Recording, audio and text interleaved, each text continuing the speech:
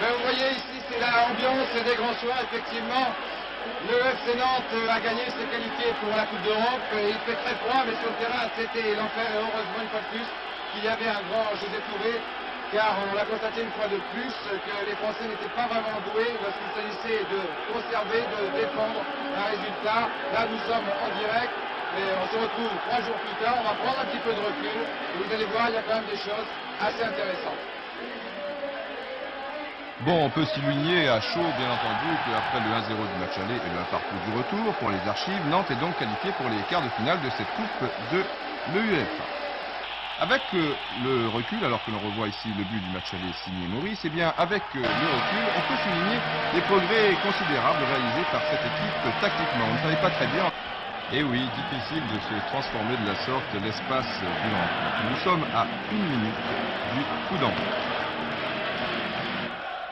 2 minutes plus tard, déjà les Nantais se ruent à l'assaut des buts de Dazaef avec Brasiliano Touré qui va profiter d'un bon appel de balle de William Ayash sur le côté droit donc. Un 1-2 parfait qui s'ensuit et finalement la défense qui pourra se dégager en corner. Mais écoutez, le public, il réclame déjà un but.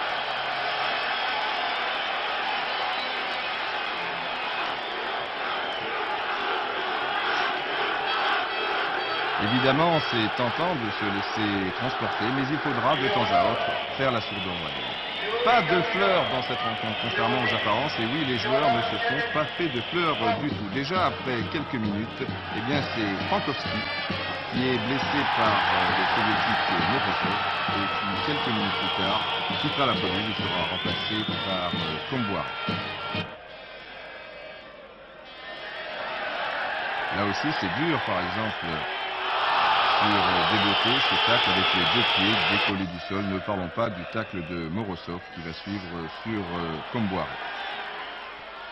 Mais enfin, dans l'ensemble, on ne peut pas parler d'agression. C'est la Coupe d'Europe, c'est un match dur. C'est vrai, il y aura quelques incidents en fin de partie. C'est vrai aussi, une expulsion, mais enfin, pas de quoi fouetter un chat. Et peut-être, on peut regretter tout de même le manque de fair play du défenseur soviétique Morozov. On le voit ici sur Amis, il dit tiens c'est le plus petit, je vais m'attaquer à lui. Oh, dans la foule, c'est bien. Jeu de main, jeu de vie. Vous avez eu quand même des petits accrochages avec le numéro 8. Oui, un petit peu, mais je crois que c'est un petit peu, ça rentre un peu dans ces matchs-là. Je veux dire, il y a tellement d'importance qu'on dégage une certaine nervosité qui fait qu'il y a forcément un peu de coups un petit peu qui différencient ça. Et puis même de temps à autre, de belles images, comme ici avec Dazaef, le gardien de but du Spartak, et Desboté, le milieu de terrain de Nantes. Ce que l'on aura apprécié tout particulièrement dans cette équipe nantaise, eh bien, c'est son mental de gagneur, de vainqueur, et surtout sa détermination, comme ici avec ce tacle du libéro d'Arzakarian, qui a été une fois de plus excellent. Tout comme Desboté qui jaillit bien ici, ou encore Brasiliano qui va réussir un bon pressing contre le Partizan, c'était le football panache, là c'est le football réaliste. Bien sûr, ils nous ont donné quand même une très bonne leçon et on a su leur donner une leçon aussi de réalisme. On a été très solide, très solidaire et je crois que c'est très très bien. Maintenant, un petit coup de chapeau au public nantais. Très souvent, on dit qu'il ne supporte pas vraiment beaucoup son équipe. Et bien là, le synchronisme était parfait. Public bon enfant, du reste. Il y avait aussi les supporters soviétiques. Et là aussi, vous avez passé, vous voyez, ils ont l'air d'apprécier notre bonne petite musique française. Pas trop de slogans rapides, sinon c'est pas bien méchant. Et puis, vous les entendez. Ils encouragent, ils n'ont pratiquement pas cessé d'encourager leurs favoris. Allez Nantes. Et quelque chose de très surprenant à la suite du but soviétique. Écoutez. Évidemment, un silence de muerte. Tout le monde est déçu. On est un peu KO debout dans les gradins. Mais quelques secondes plus tard, il n'y a pas de trucage. Hein. Écoutez la suite.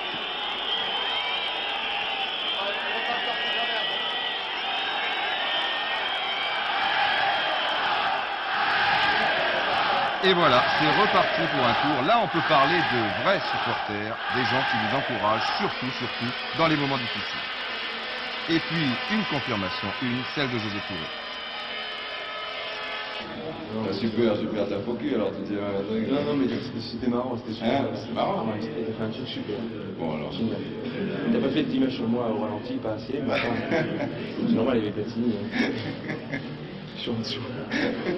Bon allez, on y va? Attends, ça marche un truc comme ça. T'as réussi à mettre ta cravate? C'est dingue, comme j'aime pas ça. Ouais, mais tes Je suis cravates. hyper content pour ça. Ah ouais. Pourtant, j'ai une collection de cravates et tout. Fantastique. Et qui met tes cravates alors? Hein? Qui met tes cravates? Je l'ai content. Ah, tu es content? J'ai un jouissif, mon fils. Bon allez, ça marche là ton truc là? Allez, on y va, bon. Allez, sérieux. Bon, enfin sérieux comme tu veux, je m'en fous. Arrête. Il y a un peu plus de...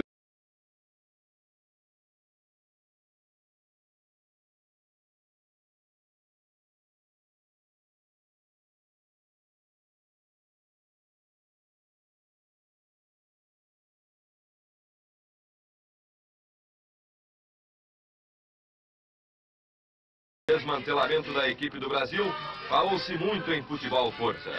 Tivemos que iniciar uma preparação profunda em busca da recuperação.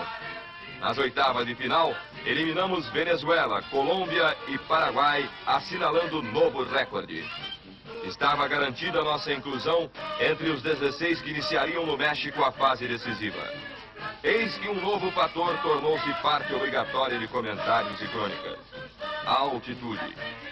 O sorteio nos aponta a cidade de Guadalajara como sede e Tchecoslováquia, Inglaterra e Romênia como adversários.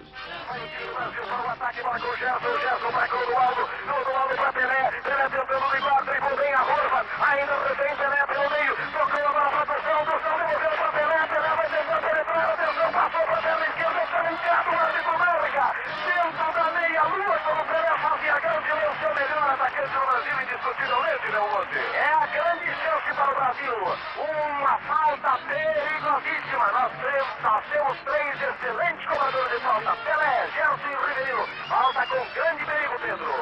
Aos 24 minutos e meio no período inicial, no estádio Jalisco, em Guadalajara, estreia no Brasil na Copa do Mundo pela Guaíba em Porto Alegre, Continental do Rio. Gerson e Pelé nas proximidades da bola, é uma barreira compacta de 9 homens do time da Tchecoslováquia, atenção, partiu o Riverino,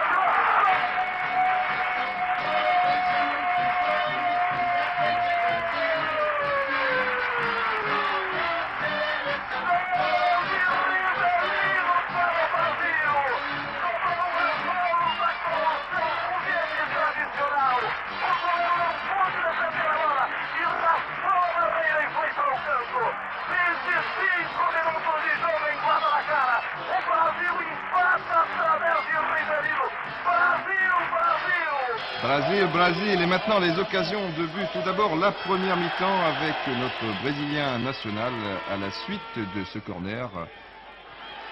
L'un de ses points forts, le jeu de tête, c'est passé à 1 petit mètre. Et puis on va le retrouver un peu plus tard. Tout d'abord une bonne anticipation de Loïc Amis, qui lui aussi a encore été très bon. Et une tête encore plus puissante, et c'est passé un peu plus près. On se rapproche.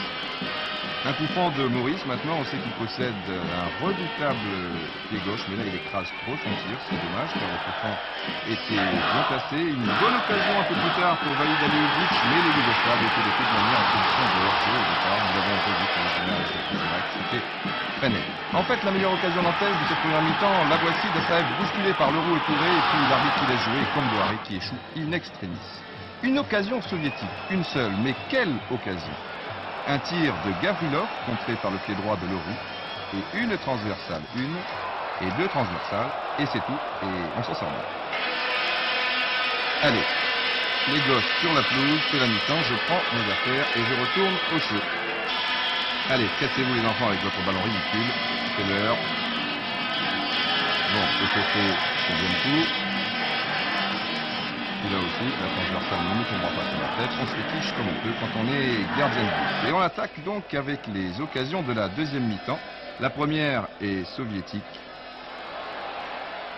Novikov qui rate le cadre, c'était vraiment -1. À Nantes maintenant avec un tir d'Aliouzic.